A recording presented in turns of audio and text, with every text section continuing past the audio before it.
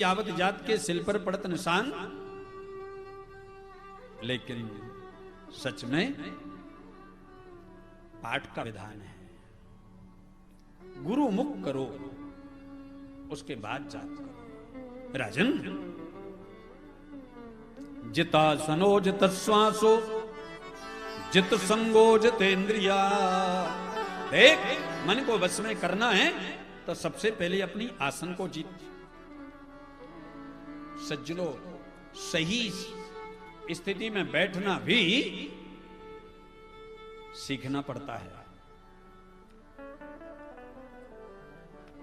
राधे राधे। सही स्थिति में बैठना भी हमको सीखना पड़ता है। जब भी आप बैठिए, सुखासन में बैठिए, और बैठते समय आपका जो मेरुदंड है ना, मेरुदंड जानते हैं, पीठ स्ट्रेट होना चाहिए। इसमें दो नाड़ियां हैं, एक सुषुम्ना है, एक इडा और दूसरी पिंगला। इडा और पिंगला दो नाम की नाड़ी है राजन। और जब तुम सीधे स्वस्थ बैठ करके पूरी प्राणवायु ग्रहण करते हो, नाभि से सांस ग्रहण करते हो, तो तुम्हारे चक्रों का भेदन होने लगता है।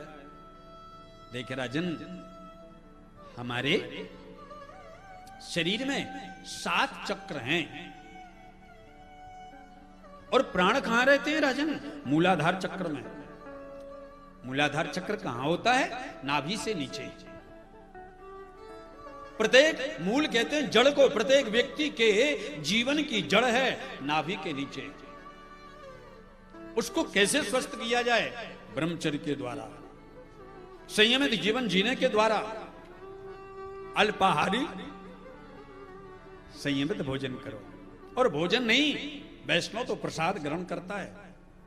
और प्रसाद का मतलब क्या है? प्रामाण्य प्रभु, सामान्य साक्षात और दामान्य दर्शन मुखार बिंद में जाते ही जिसे गोविंद के दर्शन की अनुभूति होने लगे, उसका नाम प्रसाद होता है। राजन देख, सुखासन में बैठ करके प्राणवायु को खींच करके 3 प्राणायाम कर। कौन सी प्राणायाम? कुंभक, रेचक और पूरक। ये जो अनुलोम विलोम और भस्त्रिका और ये सब है ना, ये एक्सरसाइज के प्राणायाम हैं। लेकिन ये चक्रों के भेदन के लिए 3 प्राणायाम हैं। कुंभक, कुंभ कहते हैं घड़े को, कुंभ मतलब घड़ा। और जब प्राणवायु को आप दाहिने बाएं नासिका को बंद करके दाहिने से प्राणवायु को खींचकर घड़े जैसे अपने हृदय में, फेफड़ों में प्राणवायु को रोक दीजिए। घड़ी देख करके 1.5 से 2 मिनट तक बेचैनी होने लग जाएगी, क्योंकि सांस रोकने की शक्ति नहीं है, अभ्यास नहीं है। धीरे धीरे करें। और जब राजन तेरी प्राणवायु अधिक देर तक रुकने लग जाएगी कुंभक में, तो क्या होगा? मूलाधार चक्र खुलने लग जाएगा।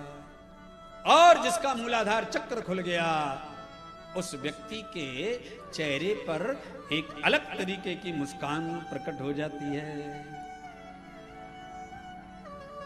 उसके बाद फिर दूसरा चक्र स्वादिष्ठान। हम सभी का सृजन कहां से हुआ है? नाभि से।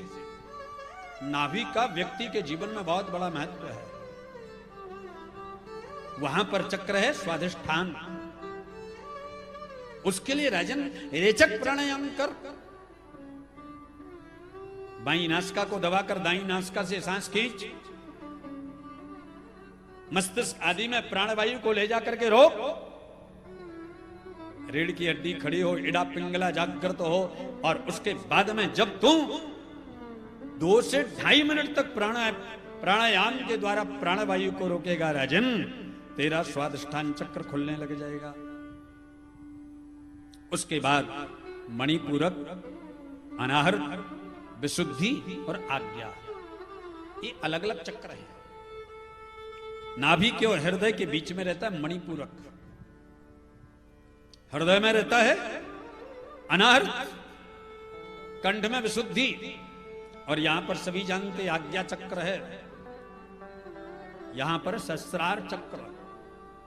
देख राजन, जिसकी प्राणवायु के द्वारा उसके प्राण सहस्रार चक्र में जाकर के विराजमान हो जाते हैं, उसे उसी क्षण आत्मबोध हो जाता है। बोलो राधे राधे।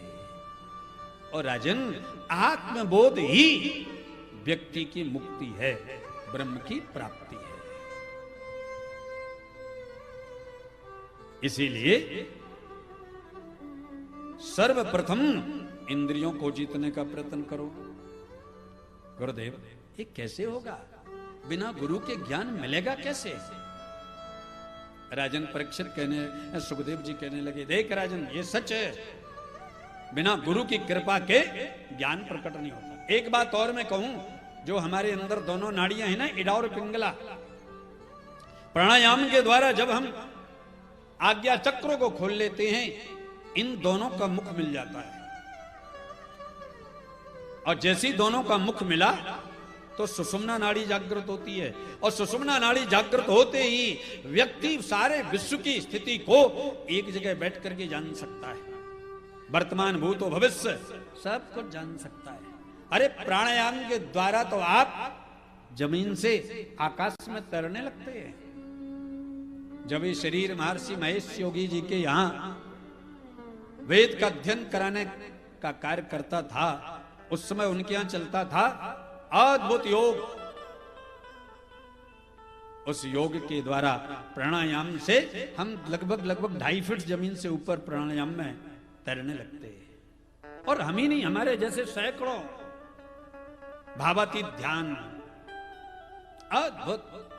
पूज्य महर्षि महेश योगी जी को तो मैं बहुत बहुत नमन करता हूं, जिन्होंने वास्तव में अपने मनुष्य जीवन को जिया है।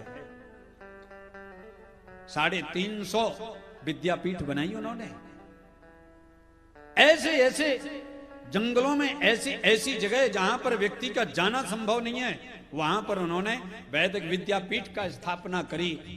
लोगों को खोज खोज करके वहां पर वेद, सनातन धर्म की इस दिव्य धारा को प्रवाहित किया है। ब्राह्मण बालकों को वेद पढ़ाया, कर्मकांड पढ़ाया, व्याकरण, ज्योतिष, सब कुछ ज्ञान प्रदान किया। राजन, गुरु की शरणागति से व्यक्ति को प्राप्त होता है।